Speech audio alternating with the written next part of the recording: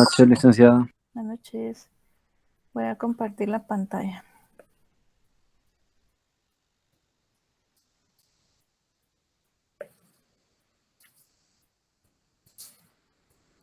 En la clase previa estuvimos hablando ya sobre políticas de estabilización. Nos centramos en la política fiscal realizada por el Ministerio de Finanzas Públicas en nuestro caso. Pero hoy vamos a hablar de la política monetaria, la cual es ejecutada por los bancos centrales. En el caso de Guatemala, es el Banco de Guatemala quien realiza esta política monetaria. La particularidad de las autoridades monetarias es que gozan de independencia, es decir, autonomía en sus decisiones. Ahí no interviene el gobierno en sí, es lo que se pretende. Una característica contraria a lo que ocurre con la política fiscal, donde los ministerios de Hacienda o de Finanzas Públicas son parte de los gabinetes de gobierno. Entonces ahí sí se puede notar cierta injerencia del gobierno, ¿sí, Alejandro? Sí, licenciada, disculpe que le interrumpa. No, Es como en el caso de Argentina, ¿verdad? Porque ahí el Banco Central sí tiene decisión en el gobierno. sí, hay, bueno, el caso de Argentina, Venezuela, Nicaragua son casos especiales, o incluso, ¿qué me dice el caso de El Salvador? Desconozco qué tipo O de... sea, no tiene política monetaria porque es una economía dolarizada, entonces pierde la autonomía totalmente. O sea que, digamos, si un país se dolariza, pierde su autonomía en política monetaria. Sí, se dice que sí. ¿Por qué? Porque ya no puede ajustar la oferta monetaria porque depende de la moneda de otro país. El Banco Central existe, pero no para ejecutar la política monetaria en sí. Tiene que existir para otras actividades relacionadas con la banca central, pero eso es lo que ocurre con el caso de El Salvador. No, ellos no tienen moneda propia. ¿Qué ocurre con el caso del Banco Central Europeo? Una unión monetaria. Ahí tampoco se ve autónomo. Por eso les decía que es lo que se pretende, porque el Banco Central Europeo actúa como bloque. Hay una unidad monetaria. Entonces, los demás bancos centrales pierden autonomía porque todo se va a discutir ahí en el Banco Central Europeo. Ahí se fijan las decisiones de política monetaria. Sí, ven los distintos casos. El caso de Guatemala es muy especial también porque es una junta la que decide sobre los ajustes en la tasa de política monetaria. Entonces, siempre se ha discutido, pero no se ha trabajado en enmendar esto porque la composición de junta monetaria, ahí vemos personas del gobierno, vemos representantes del Congreso, de los ministerios de Finanzas, de Economía y de Agricultura, un representante de la USAC, uno del CACIF, bancos centrales, y el presidente del banco que también es presidente de la Junta Monetaria, y todos tienen suplentes. Pero esa Junta Monetaria también, y la conformación ha sido muy discutida porque también le resta cierta autonomía. Pero en sí, operativamente, pues el Banco Central sí goza de independencia. Ahora las decisiones sí va a depender de cada caso. Por eso les hablaba de esos casos interesantes ya a propósito de la duda de Alejandro hablando de Argentina, pero no solo es Argentina que lo que sucede en Argentina, porque sí tienen bancos centrales que ahí no hay credibilidad sobre las decisiones, lo cual sí podría repercutir en la operatividad de las decisiones, es decir, de la política monetaria, porque la credibilidad, sobre todo en esquemas como el nuestro, el de metas de inflación, es vital. Si no hay credibilidad, las expectativas no van a estar ancladas a las metas que fija el Banco Central. No sé si lo aclaré un poco, Alejandro, o le amplié tal vez más la duda, ¿verdad? Sí. Pero está bien porque ahí hay muchos casos que se puede analizar en sí. Y ya para hablar un poco de política monetaria, ¿verdad?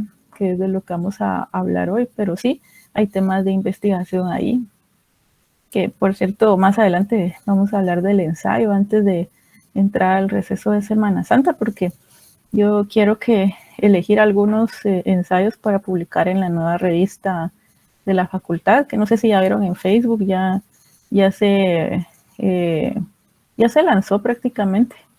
Ya se están enviando las bases a las personas que quieran participar. Yo las tengo si las desean también. Pero eso vamos paso a paso, ¿verdad? Yo sé que acaban de salir de parciales, entonces cuando llegue el momento vamos a hablar de los ensayos. Pero ahí hay temas interesantes. Sí, Diana ya lo vio, sí. Les comento que yo soy parte del consejo editorial, entonces ahí tenemos un canal para poder publicar de una forma más rápida, porque yo estaría revisando las propuestas de la Escuela de Economía. Sí, entonces, o si alguien desea escribir de otra cosa que no sea precisamente lo que vemos en el curso, con mucho gusto me pueden escribir. Pero regresando al tema que nos ocupa hoy, les hablaba en sí, pero ¿qué es lo que pretende en sí la política monetaria? ¿Alguien lo recuerda?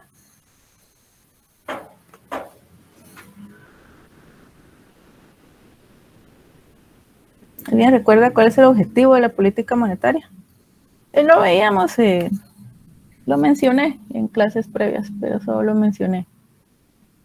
Porque no La habíamos entrado. estabilización monetaria, licenciada, como por ejemplo controlar la inflación. Sí, esos son parte de los objetivos específicos de cada banco central. Ahora, en general, es decir, lo que dice la teoría es de que la política monetaria va orientada a los ajustes en la oferta de dinero, es decir, de la masa monetaria. Eso es lo que pretende la política monetaria en sí. Es lo que la teoría nos dice, y eso lo va a lograr a través de distintos instrumentos. Vamos a plantear un escenario para ir recordando un poquito. Pensemos en que el Banco Central desea adoptar una política monetaria expansiva. ¿Hacia dónde debería ir orientada esa medida en cuanto a los ajustes en la oferta de dinero? ¿Incrementar la oferta, licenciada? Sí, correcto. Es decir, cuando hablamos de una política monetaria expansiva, recordemos, es expandir esa masa monetaria, incrementarla. Entonces, si aumenta la oferta de dinero, ¿qué esperaríamos que ocurra luego? Tenemos ahí... Un desplazamiento ¿De qué curva, Nirvana? de la LM.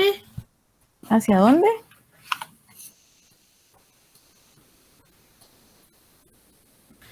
Hacia la derecha. No, perdón, izquierda. Es un aumento de la oferta de dinero.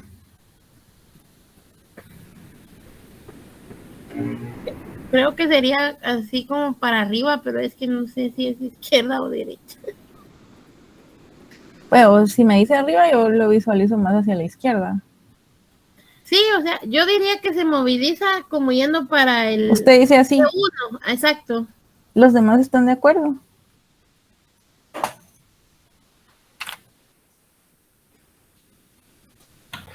Ahí sería hacia la derecha, licenciado. Sí, es correcto. ¿Por qué es hacia la derecha? Porque si recordamos en el mercado de dinero, y es que hay un movimiento también, es importante porque se está ajustando una variable exógena. La oferta monetaria es una variable que solo puede ser controlada por los bancos centrales, no se determina por las fuerzas del mercado, ¿verdad? Entonces sí, hay movimiento hacia la derecha. Si dibujo por aquí el mercado de dinero,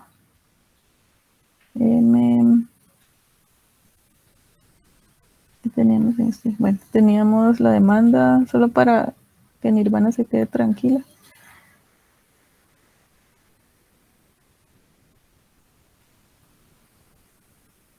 Tenemos por aquí R. Esta es la demanda de dinero, MD, MS. Si se incrementa, vemos este punto, ¿verdad? Si se incrementa la oferta de dinero. Y por aquí tenemos trazada las curvas para el modelo ISLM del lado izquierdo. No sé si me siguió Nirvana, lo hice muy rápido solo para... No, licenciada, ahí quedó Sí, claro. sí, bueno. Sí. Pues entonces vemos este movimiento, este desplazamiento hacia el M sub 2. ¿Qué se observa en el mercado de dinero? ¿Qué desequilibrio?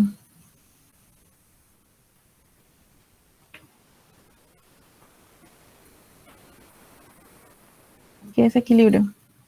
Un exceso de oferta, licenciada. Sí, ahí la oferta es mayor que la demanda, entonces ¿qué pasa? ¿Qué tipo de presión hay sobre la tasa de interés?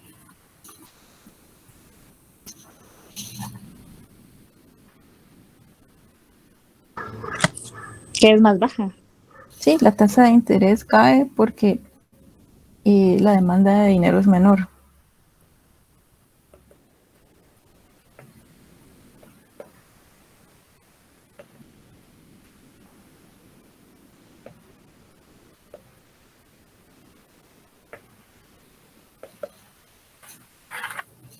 ¿Sí? Luego les va a quedar más claro por qué Y cambia, pero centrémonos en que la tasa de interés cae. Ya cuando veamos un análisis simultáneo, es decir, juntemos los dos mercados y miramos la efectividad de las políticas, va a quedar más claro esto.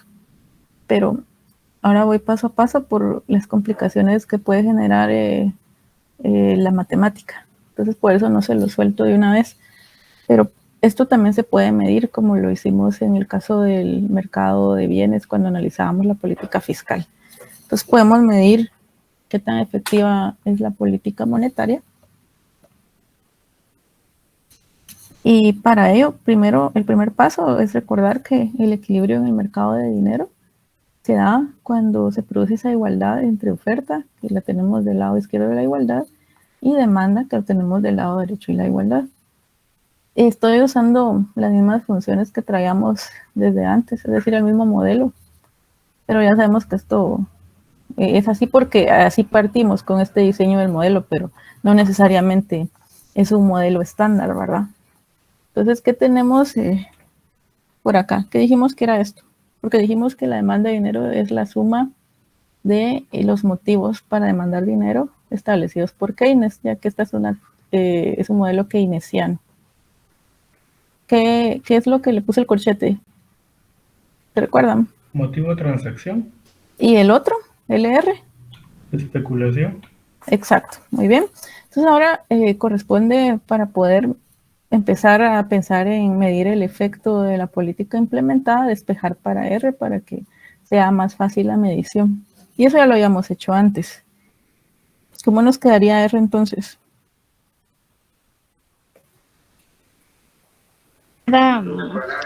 No sé si estoy mal, que es K por Y partido L más MS partido P, ¿no? Algo así. K por Y partido L menos MSP por L. Así, ¿verdad? Sí. Sí, es correcto. También se puede escribir de otra forma. Podríamos dejar así, que R es igual a 1 partido L K por Y menos MS partido P. Eso es exactamente lo mismo. Va a depender de lo que queramos hacer, pero por eso es que en los exámenes les pido todo el procedimiento a mano porque es importante. Ya que aquí tenemos, usemos esto que estoy marcando. Vamos a diferenciar para que no tengan dudas después si es derivada parcial o no, entonces estandaricémoslo. Pensemos en diferenciación para evitar ese inconveniente. Diferenciación incluye a todo. Si diferenciamos esa expresión que encerré en el cuadro con respecto a Y, ¿qué nos quedaría? Ahora lo voy a hacer más rápido. Recuérdense que en la clase anterior lo hicimos paso a paso con el objetivo de que se les viniera a la mente esas reglas de las derivadas. Donde tenemos Y, lo tenemos acá. ¿Cómo nos quedaría el resultado final? K dividido L, licenciada. Sí, excelente, Osvaldo. ¿Todos de acuerdo? Aquí lo estoy haciendo así porque ya hicimos los pasitos antes para que recordaran. Y aquí podemos transponer términos, ¿verdad? Para hacer un análisis de partiendo de la pendiente, que es lo que obtuvimos acá. Puedo transponer, paso acá para este lado por dy y aquí L de R. Sí, sí se recuerdan que es posible hacer esto, ¿verdad? ¿Qué tengo del lado izquierdo? ¿Qué ven del lado izquierdo de la igualdad de lo que acabo de escribir?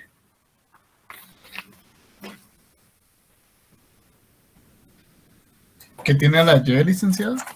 Ajá, pero ¿qué representa todo esto? Todo.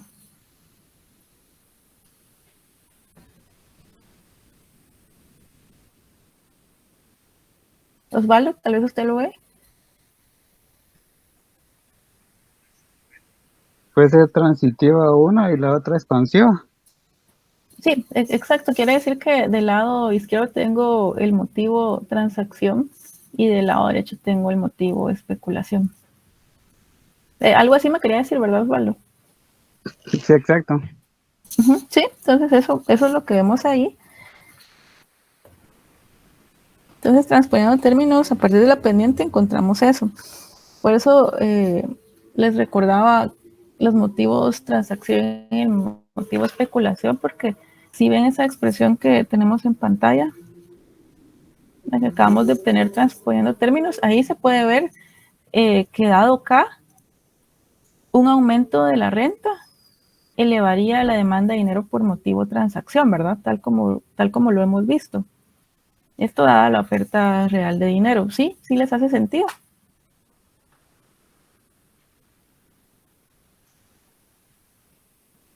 ¿Sí? Disculpe, en esa parte sí me desubiqué.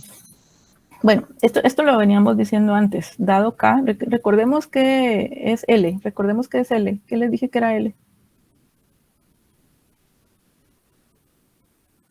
Sensibilidad del dinero ante cambios en la tasa de interés. Exacto, sí. Sensibilidad. L y K son parámetros.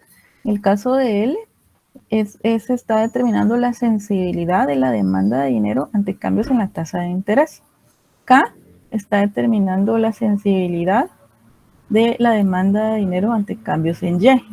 Entonces, viendo esa expresión y dado K, es decir, que K está dado, un aumento de la renta de Y, lo que tenemos ahí del lado izquierdo, va a elevar la demanda de dinero por motivo de transacción dada la oferta real de dinero. Entonces se produce un aumento de la tasa de interés de equilibrio, ¿sí o no? Eso lo vemos ahí, también lo hemos visto gráficamente y lo hemos hablado. ¿Sí, Alejandro? Sí, licenciada, gracias. Es parte de lo que hemos hablado, pero me gusta relacionarlo con la expresión que tenemos para que vean que sí se está representando lo que decimos. Las variaciones en la tasa de interés van a depender entonces de esa sensibilidad R, de esa sensibilidad de la que hablamos. Entonces, si L tiene un valor muy grande, una pequeña variación de la tasa de interés va a ser necesaria para restablecer el equilibrio, ¿sí? Pero si esa sensibilidad es pequeña, una variación grande de la tasa de interés será necesaria para restablecer el equilibrio, ¿sí? Que me decían en el salón anterior que es grande y que es pequeño, pues eso es relativo, o sea, tal como lo vimos cuando analizábamos la sensibilidad de la inversión. Eso se determina comparando, haciendo comparaciones. Ahí, así podemos establecer dónde hay una mayor sensibilidad. ¿Sí? ¿Claro? Sí, licenciada. ¿Sí? ¿Los demás también? Sí, licenciada. Sí, licenciada. Perfecto. Bueno, pensemos, yo también quiero mostrarles este escenario para que vean que no siempre se puede partir desde el mismo punto. Aquí partamos de qué ocurre si aumenta Y, es decir, aumenta la renta de equilibrio, aumenta a Y sub 1, que lo tenemos por acá. Del lado derecho vemos la curva LM, del lado izquierdo el mercado de dinero. Partiendo del punto A, donde existe condiciones iniciales de equilibrio para el mercado de dinero con Y sub 0 y R sub 1 de equilibrio. Pero ahora partamos de que la renta aumenta a Y sub 1. ¿Qué pasaría? ¿Cuál es el primer efecto?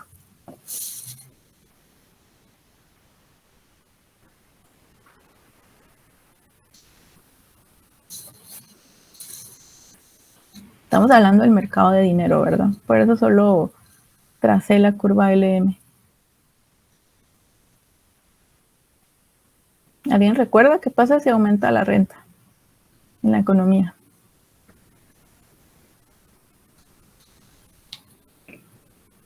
Aumenta la demanda de dinero. Aumenta la demanda de dinero, ¿por qué motivo?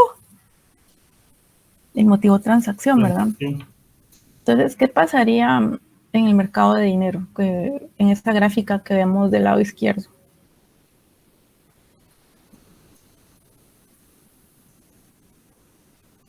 La gráfica debería tener un corrimiento a la derecha porque la tasa de interés no varió. Ajá, bueno, entonces, ¿qué curva es la que se mueve hacia ese sentido? Sería la LM la que se mueve. La oferta de dinero está, esa no cambió. La oferta de dinero solo la mueve el Banco Central.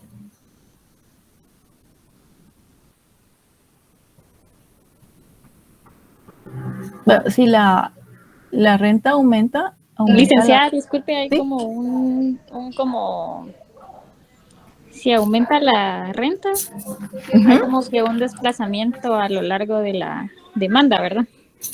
¿Por qué sería a lo largo? Porque como no está variando la oferta.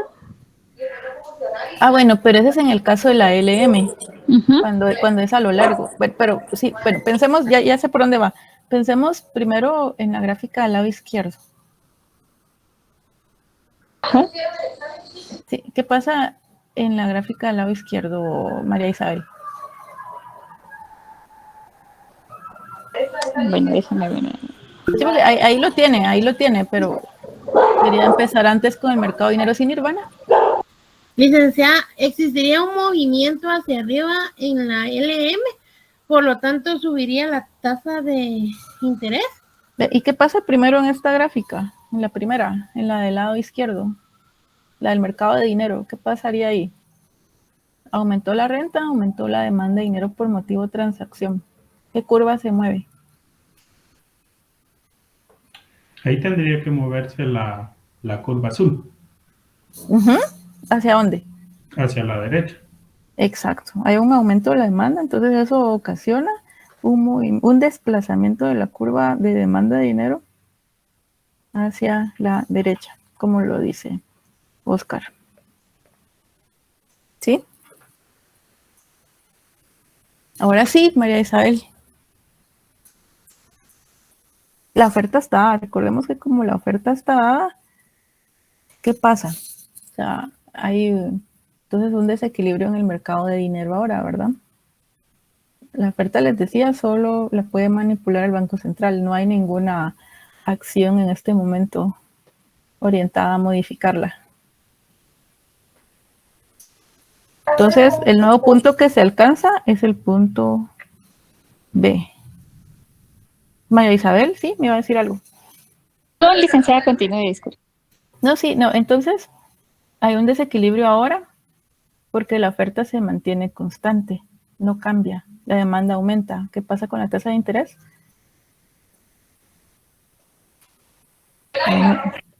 También aumenta, licenciado. Sí, aumenta, ¿verdad? Porque la demanda es mayor. Entonces aumenta hacia R sub 2. Y ahora sí, María Isabel, ¿qué pasa con la curva LM? Usted me lo dijo antes. Ajá, debería desplazarse hacia, no desplazarse, sino un movimiento a lo largo de la curva. ¿Hacia arriba o hacia abajo? Hacia arriba. Hacia arriba, ¿verdad? Porque hasta este punto B en ambas gráficas. ¿Sí? Pero, y aquí vemos nuevas condiciones de equilibrio, ¿verdad? vemos en el punto B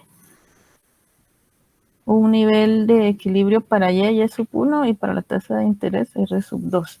Pero, ¿qué sucede? Hay bancos centrales que deciden mantener una regla de política monetaria, es decir, que desean mantener cierto nivel en la tasa de interés. En este caso, el Banco Central quiere mantener la tasa de interés de equilibrio del mercado, no su tasa de política monetaria, sino la tasa de interés del mercado, la quieren mantener en R sub 1. ¿Qué tendría que hacer para lograrlo? Ajustar la oferta Ajá, ¿hacia dónde la tendría que ajustar? hacia la derecha.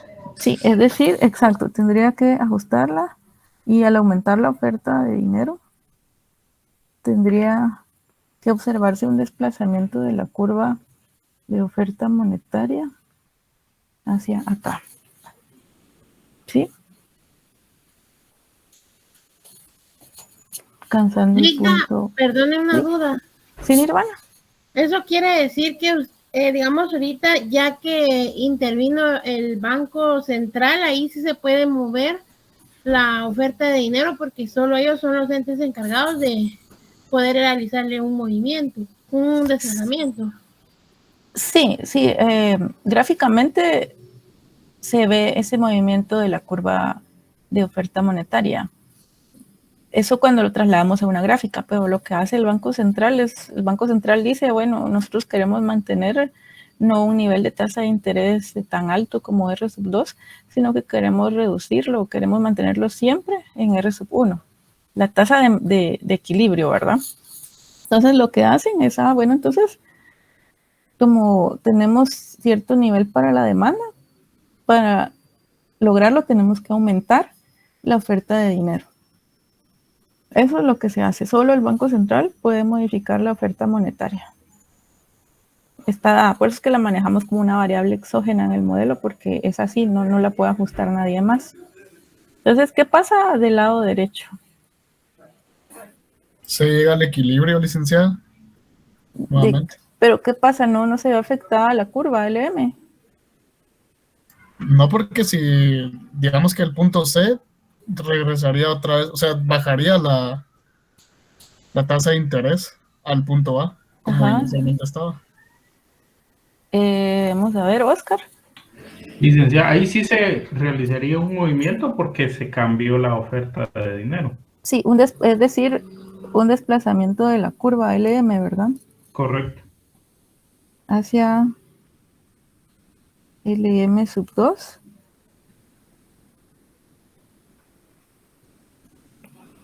Alcanzando el punto C. Sí lo ve Alejandro. ¿Sí ve por qué? No, licenciada, no entendí esa parte. Bueno, lo que ocurre aquí es que recuérdense que hay movimientos a lo largo de la curva cuando los ajustes son sobre variables endógenas, es decir, que no están dibujadas en las gráficas, en los ejes más que todo. Pero ¿qué ocurre aquí? Como decíamos que la curva LM se mueve, o todas las curvas se mueven ante cambios en variables exógenas. La oferta de dinero es una variable exógena. Entonces, ¿sería un movimiento a lo largo de la curva o un desplazamiento, Alejandro? Un desplazamiento como lo hicieron ahorita. Ajá. Sí, pero sí me entiende por qué, porque se movió la oferta de dinero. Si se mueve la demanda, no se mueve, pero si se mueve la oferta de dinero, sí, porque es una variable exógena. Ok. ¿Sí? Entonces, como lo decía Oscar, se mueve hacia la derecha y ahí vemos ilustrado el punto C, donde precisamente la renta, es decir, la renta de equilibrio se ubica en Y sub 1 y la tasa de interés de equilibrio en R sub 1, tal como lo quería el Banco Central. ¿Sí? ¿Dudas para ese ejemplo? Entonces, para que vean que se puede partir desde distintos puntos, no necesariamente va a depender mucho de la situación de la economía. La situación va a marcar el rumbo de las políticas. ¿Sí? ¿No hay dudas acá? Entonces hablemos un poco de la dinámica de ajuste, cómo se llega de un punto de equilibrio a otro. Empecemos por medidas de política fiscal, porque aquí lo que me interesa, esto lo vimos en las primeras clases cuando hablábamos de que cómo se alcanzaba un nuevo punto de equilibrio para el mercado de bienes. Y aquí retomando un poco ese tema, ya pensando en medidas de política y recordando un poco qué sucedía ante un aumento de impuestos con la curva IS. Hacia la izquierda. Sí, exacto, se mueve hacia la izquierda porque como los impuestos aumentaron, esto reduce el ingreso disponible, luego el consumo, consecuentemente va a reducir la demanda agregada porque se redujo el consumo, entonces se desplaza la curva IS hacia la izquierda porque la demanda agregada cayó. Y ese es un 2, ¿sí? Una tasa de interés dada.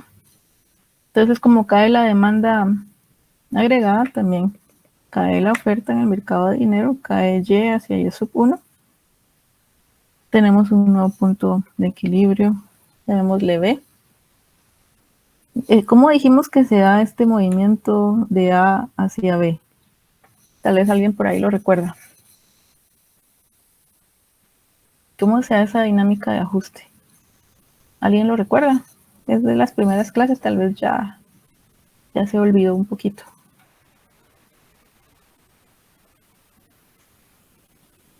Bueno, este movimiento no es inmediato, decíamos en aquel momento, y se sostiene.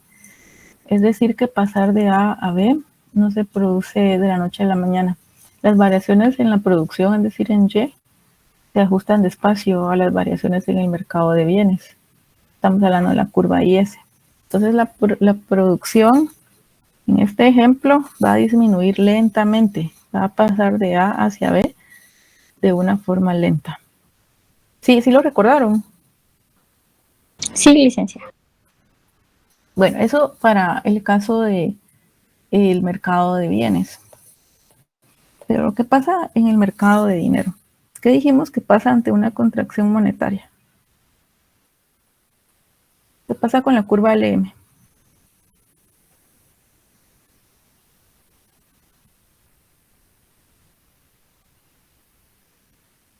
Contracción monetaria es equivalente a ¿qué? A retirar dinero de la economía. Entonces es equivalente a una reducción de la oferta monetaria. Entonces se desplazaría hacia la izquierda. Entonces observaríamos este movimiento. M2. En el mercado de dinero entonces se observa un desequilibrio, ¿verdad?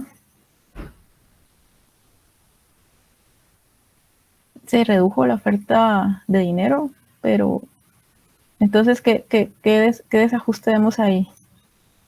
Una oferta de dinero menor a la demanda produce, ¿qué produce? Un exceso de demanda. Ajá, ¿y qué pasa con el exceso de demanda? ¿Qué presión ocasiona en el mercado de dinero? ¿Presiones sobre la tasa de interés, licencia? Sí, ¿hacia dónde? Sí, ahí va bien, ¿hacia dónde? Hacia el alza. Sí, exacto.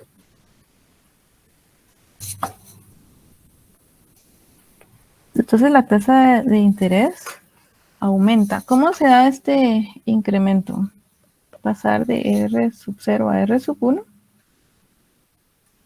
Esto sí es inmediato. Los ajustes sobre la tasa de interés son inmediatos. ¿Sí? Tasas de interés se van a ajustar entonces de forma rápida. Las tasas de interés se ajustan simultáneamente en el mercado de dinero. ¿Sí?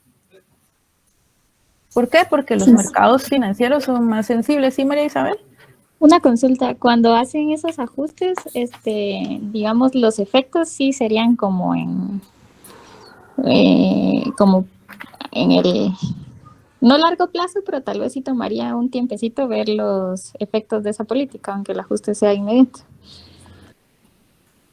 Bueno, Entonces, es que sí, aquí estamos hablando en primera instancia sobre los efectos sobre las otras tasas. Esos son ya, ya. inmediatos. Ujú. Sí, así Ahora paso a su punto. Voy a llamarle B a este punto. Entonces se alcanza el punto B. Pero ¿qué ocurre cuando la tasa de interés aumenta? ¿Qué se esperaría que pase? que se vuelva más caro el dinero, por ejemplo, los préstamos, y como que más atractivo ahorrar, algo así. Ah, bueno, eso es para el mercado de bienes. ¿Y en el mercado de dinero?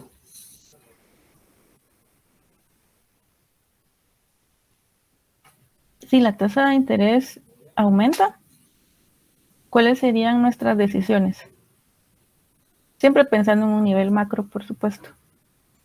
¿Disminuye la oferta de dinero, licenciado? La oferta no puede disminuir solo cuando la toca el Banco Central. Disminuye la inversión, ¿no? Pero en el mercado de dinero, ¿qué pasa? Decíamos que hay decisiones que toman los agentes económicos, tener o no tener dinero, ¿verdad? Si la tasa de interés aumenta, ajá, sí, Jacqueline. Gracias. Lo que dijo Linda, que Sí. reduce la demanda. Sí, pero sí me entienden por qué.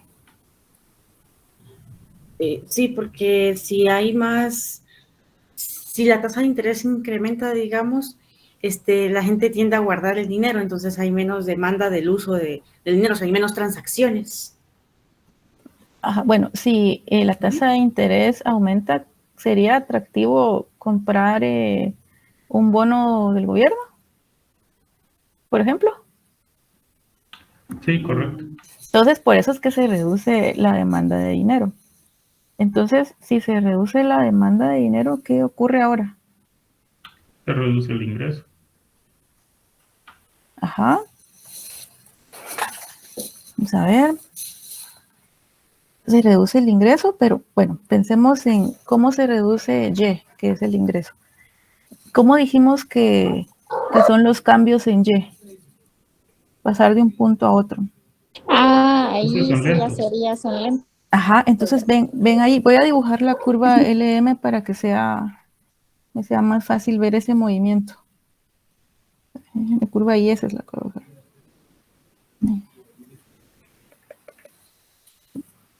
Bueno, entonces dijimos que se reduce la demanda de dinero y la producción también se reduce, pero esta reducción va a ser no inmediata, va a ser lenta. Este movimiento a lo largo de la curva LM para alcanzar el punto C. ¿Qué pasa con la tasa de interés? Como que Tiende a vuelve reducirse. a Perdón, reducirse. sí, se reduce, sí. ¿Hasta dónde? Se reduce hasta ese punto C.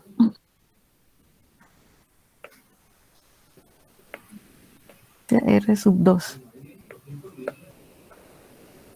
Entonces, si vemos todo el escenario donde también dijimos que Y se reduce de Y sub 0 a Y sub 1,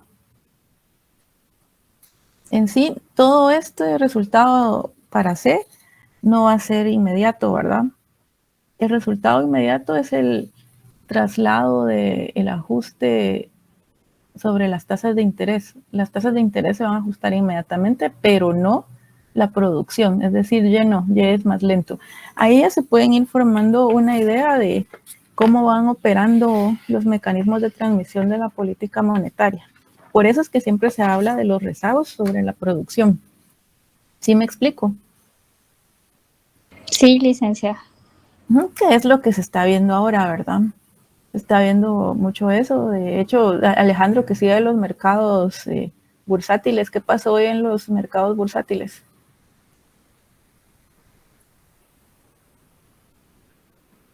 Alejandro está por ahí.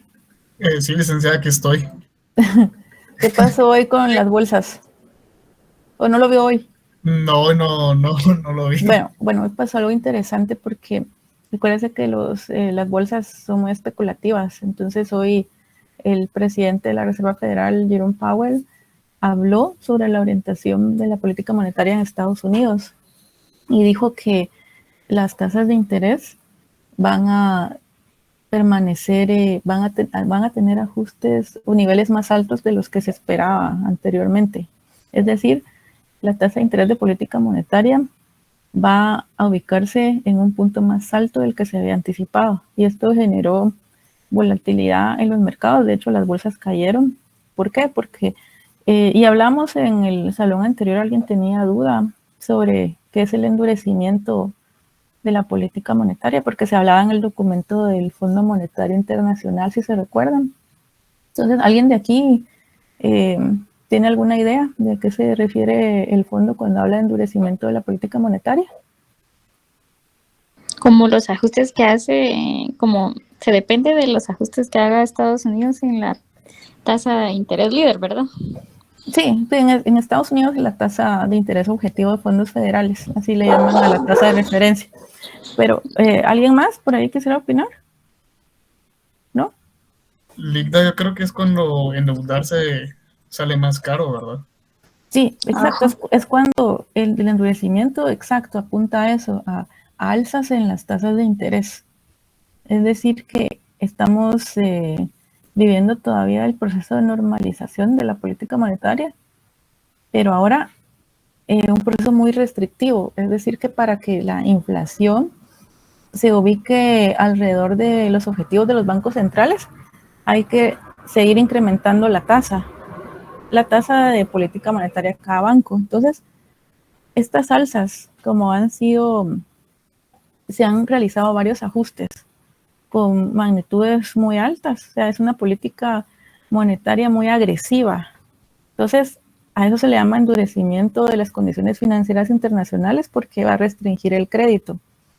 Y por lo tanto, también va a afectar la actividad económica. Entonces, por eso me interesaba que leyeran ese documento, porque es de lo que se habla siempre y más adelante les va a servir para otros cursos. Entonces, ¿sí les queda claro? Sí, licenciada. Solo una pregunta, licenciada, ya que estamos en esto de la política monetaria. En este, digamos, escenario, lo primero que responde son digamos, las tasas de interés, ¿verdad? Y de último viene siendo la producción. Sí. Sí, aquí todavía no estamos hablando de inflación, ¿verdad? Eso más o menos lo vamos, o sea, los efectos sobre los precios. Aquí no estamos hablando de eso todavía. Esto se va a comprender más cuando hagamos el análisis simultáneo, el que vamos a ver al final de esta parte. Ya en las siguientes clases veríamos ese análisis de equilibrio simultáneo entre los dos mercados, el de bienes y el de dinero. Y ya al final del curso vamos a agregar el mercado de trabajo. También se habla mucho de eso. Entonces, cuando ya integremos los dos mercados, creo que lo van a comprender de mejor forma. Pero el desarrollo matemático se puede complicar un poquito, porque ya unimos las dos curvas. Entonces, ahí hay un despeje distinto, ¿verdad? Lo vamos a ver. ¿Alguna otra duda? ¿No? Hablando de otros temas, no sé si ya vieron en el sistema, ya están incluidas las notas del primer parcial, son sobre 20 puntos, tal como lo indica el programa. Como esto lo programan desde la persona encargada del control de notas, pues asignó 25 a cada parcial, pero ustedes saben que en este son 20 y en el siguiente son 30. ¿Qué ocurre si alguien obtiene más allá de 25 puntos en el segundo parcial? Se los voy a trasladar al primero, la diferencia, pero es sobre 20. Hay notas muy buenas, más allá de 15, casi muy cercanas al 20. Hay otras notas más bajas, todavía hay 80 puntos en juego, así que creo que no está perdido el curso. Todavía 80 puntos es una cantidad de puntos importante para poder vencer el curso. Y todavía tenemos laboratorios. El viernes van a tener un laboratorio con la licenciada Lisbeth. Y laboratorio número 2, es necesario asistir a la clase porque se va a desarrollar durante el periodo de clases. Entonces, solo va a contar para los que asistan, porque ese es el objetivo. que puedan desarrollarlo durante el periodo de clases y para que puedan plantear dudas. El jueves, pues no vamos a tener clase aquí porque el señor decano de funciones me pidió dar una videoconferencia sobre inflación. Entonces, yo prefiero que ustedes asistan a esa videoconferencia. Se va a transmitir en Facebook Live. Yo les voy a compartir el afiche cuando me lo proporcionen. Creo que será mañana o el mismo jueves. Pero para que la licenciada Lisbeth tome nota de la asistencia, pues simplemente comenten en el Facebook durante el desarrollo de la conferencia que están presentes. Solo pongan nombre y apellido presente. ¿Sí? ¿Sí me explico? Claro, no les afecta si no asisten porque yo no les dije que no les doy puntos por asistencia, pero sí les puede ayudar en algún momento para la nota final o la zona mínima. Si les falta un punto 2, ninguno de mis estudiantes que ha asistido y ha participado ha dejado de llegar a zona mínima por 1 o 2 puntos. O sea, yo lo considero, entonces se los asigno. Entonces, para eso sirve la asistencia, para manifestar ese interés. Entonces, el jueves sería esta videoconferencia y el viernes con la licenciada Lisbeth en el primer periodo. ¿Dudas?